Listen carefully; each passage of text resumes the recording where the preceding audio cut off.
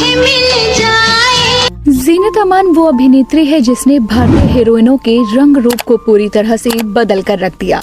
कई सालों तक हिंदी सिनेमा की अभिनेत्रियां केवल भारतीय परिधान में ही नजर आ रही थी। जीनत अमान ने उन्हें रिप्लेस कर वेस्टर्न आउटफिट्स वाले एक्ट्रेस का ट्रेंड शुरू किया और आगे चलकर हर नई एक्ट्रेस ने जीनत के इस ट्रेंड को फॉलो भी किया। जीनत अमान का जन्म हुआ था 19 नवंबर 1951 को मुंबई में। इनके पिता का नाम था अमान उल्लाह खान। इनके पिता अफगान मूल के थे। अमान उल्लाह खान एक राइटर थे। वही इनकी माता का नाम था वर्धनी और वो एक महाराष्ट्रियन हिंदू महिला थी। इनके पिता अमान उल्लाह खान मुगले आजम के डायरेक्टर के आसिफ के साथ काम करते थे। उन्होंने मुगले आजम की स्क्रिप्ट राइटिंग के लिए काम किया था। रजा मुराद की चचेरी बहन है जीनत अमान। अमान उल्लाह और वर्धनी की इकलौती संतान थी जीनत अमान। हालांकि मशहूर एक्टर रजा मुराद इनके चचेरे भाई जरूर हैं। जी हाँ, जीनत के पिता अमान उल्लाह खान और रजा मुराद की मां लियाकत जहां बेगम सगे भाई बहन थे। जीनत अमान की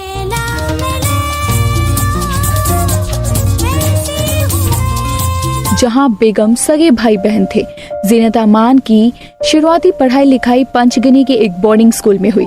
जीनत इसी स्कूल में थी जब इनके माता पिता तलाक लेकर एक दूसरे से अलग हो गए।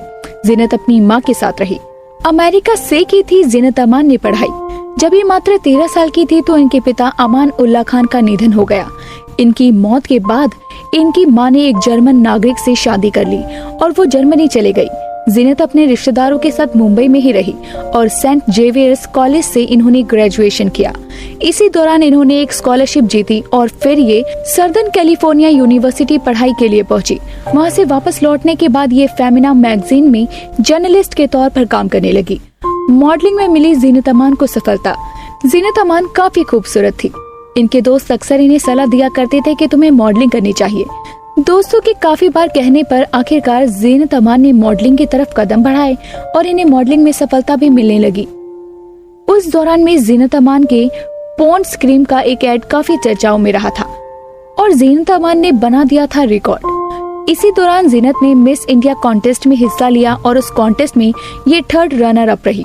फिर बाद में इन्होंने Miss Asia Pacific beauty pageant में हिस्सा लिया और उसमें इन्हें सफलता भी मिली। इस ब्यूटी पेजेंट को जीतने वाली ये पहली भारतीय महिला बनी। ये वही ब्यूटी पेजेंट है जिसे कई सालों बाद सन 2000 में दिया मिर्जा ने जीता था और ऐसा करने वाली दिया मिर्जा दूसरी भारतीय महिला बनी थी। ऐसे मिला था जीनत अमान को अपना पहला ब्रेक। जीनत अमान के पिता अमान उल्लाह खान के अच्छे दोस्त रहे प्रोड्यूसर, डायरेक्टर, राइटर और एक्टर ओपी रल्हन ने जीनत अमान को पहली दफा अपनी फिल्म हलचल में ब्रेक दिया। 1971 में रिलीज हुई इस फिल्म में जीनत के अपोजिट थे कबीर बेदी। इसके बाद ओपी रल्हन की ही फिल्म हंगामा में ये एक कैमियो में नजर आई, लेकिन ये दोनों ही फिल्में बॉक्स ऑफिस पर बुरी तरह से फ्लॉप हो गई। शुरुआती असफलताओं से जीनत इतनी ज्यादा दुखी हो गई थी कि वो फिल्म इंडस्ट्री छोड़ने का मन ही बना चुकी थी। देवानंद के साथ इस फिल्म में नजर आई थी जीनत अमान। यहाँ ये बात भी बतानी जरूरी है कि जीनत के करियर की पहली फिल्म साल 1971 में रिलीज हुई हलचल मानी जाती है, क्योंकि इस फिल्म में जीनत लीडिंग लेडी के रोल में थी। लेकिन जीनत ने 1970 में Indo Filipino film the evil within से अपने करियर की शुरुआत की थी। ये एक इंटरनेशनल फिल्म थी और इस फिल्म में देवानंद, इफ्तिखार और प्रेमानंद जैसे इंडियन सुपरस्टार भी थे। इस फिल्म के एक हिस्से में जीनत साड़ी पहनने वाली सीधी सादी भारतीय लड़की के रूप में दिखी और दूसरे हिस्से में वेस्टर्न परिधानों से सजी बोल्ड और ब्यूटीफुल लेडी के रूप में दिखी। ऐसे बदलनी शुरू हुई जीनत की किस्मत। हालांकि ये फिल्म कोई खास कमाल नहीं कर पाई और इस फिल्म में जीनत को किसी ने नोटिस तक नहीं किया, लेकिन इस फिल्म से जीनत अमान देवानंद साहब की नजरों में चढ़ चुकी थी। देवानंद साहब ने ये फैसला कर लिया था कि वो इस लड़की के साथ फ्यूचर में काम जरूर करेंगे और ये वक्त भी जल्दी आ गया। दरअसल देवानंद साहब अपनी फिल्म हरे रामा हरे कृष्णा के लिए एक ऐसी लड़की की तलाश में थे जो फिल्म में उनकी बहन का रोल निभा सके और मशहूर हो गई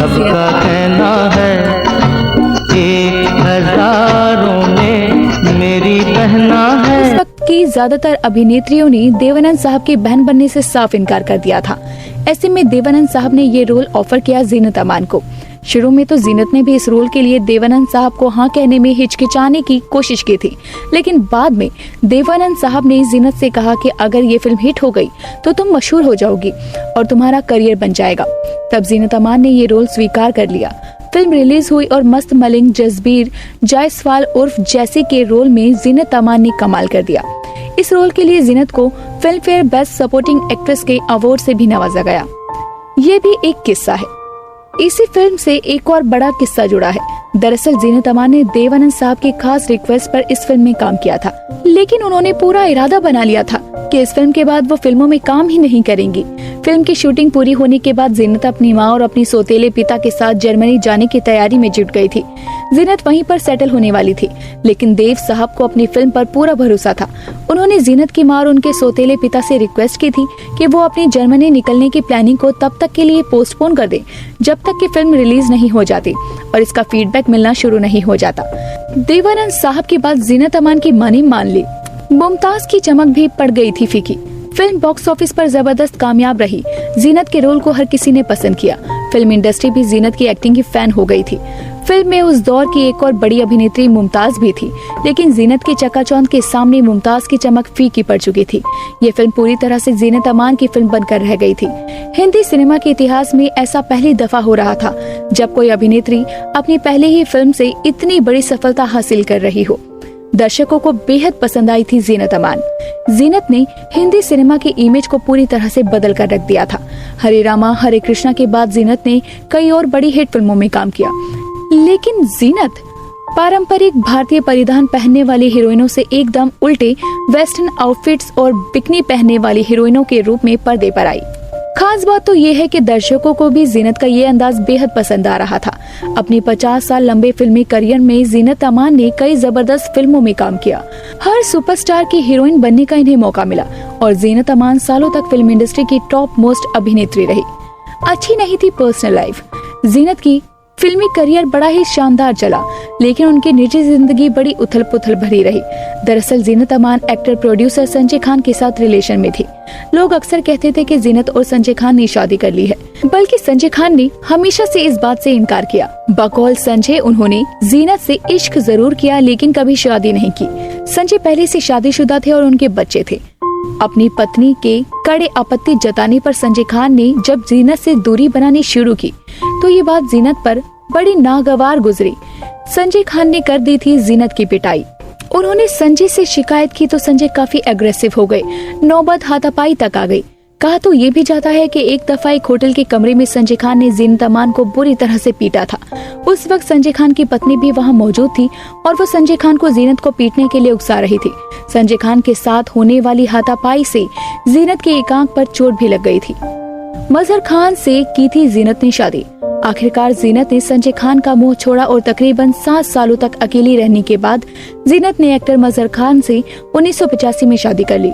मजहर से इनको 2 बेटे हुए, अजान खान और जहान खान। 1998 में मजहर खान की मौत हो गई। इनकी मृत्यु के बाद कई इंटरव्यू में जीनत अमान ने कहा था कि मजहर खान के साथ भी उनकी शादी कुछ खास नहीं चल रही थी। मजहर भी उन पर तमाम तरह की पाबंदियां लगाते थे और उन्होंने भी जीनत पर हाथ उठाया था। अपने बच्चों की खातिर वो मजहर से कभी अलग नहीं हुई, लेकिन मजहर के साथ उनकी शादी एकदम नीरस हो चुकी थी। सदा सेहतमंद रही जीनत। जीनत अमान की उम्र अब 69 साल की हो चुकी है। आखिरी दफा ये 2019 में रिलीज हुई फिल्म पानीपत में नजर आई थी। उस फिल्म में इन्होंने शकीना बेगम का रोल निभाया। मडगांव द क्लोज्ड फाइल नाम की एक मर्डर मिस्ट्री में भी ये नजर आएंगी। यानी इस उम्र में भी जीनत अमान ने एक्टिंग से प्यार नहीं छोड़ा। जीनत की जिंदगी की पूरी कहानी को किसी वीडियो में कह पाना नामुमकिन है, लेकिन फिर भी हमने कोशिश जरूर की है। उम्मीद करते हैं कि हमारी ये कोशिश आपको पसंद आई होगी। हमारा चैनल जीनत अमान की अच्छी सेहत और लंबी उम्र के लिए दुआ करता है। आपको ये वीडियो पसंद आई हो तो वीडियो को लाइक करें, शेयर करें और अपनी फीडबैक्स हमें कमेंट के द्वारा बताना ना भूलें।